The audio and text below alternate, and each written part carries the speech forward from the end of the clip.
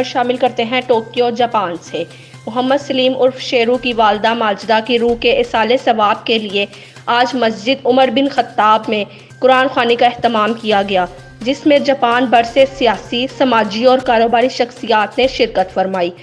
Japan کی جن معروف شخصیات نے شرکت فرمائی، ان میں مسلم لیگ نون جاپان کے مرکزی صدر رانا ابرار حسین، پیپلز پارٹی جاپان کے صدر شاہد مجید، عوامی نیشنل پارٹی جاپان کے صدر محمد نعیم خان، معروف کالم نگار ظہیر دانش، سابق صدر پیپلز پارٹی جاپان نعیم الغنی ارائیں اور لوکل میڈیا کے افراد کے علاوہ کثیر تعداد میں جاپان میں مقیم پاکستانی کمیونٹی نے شرکت فرمائی۔ رانا ابرار حسین نے اپنے ساتھیوں سمیت دعائے مغفرت کی اور سلیم شیرو سے اظہار تعزیت کرتے ہوئے کہا کہ اللہ تعالیٰ مرحومہ کو جنت الفردوس میں اعلیٰ مقام عطا فرمائے، آمین۔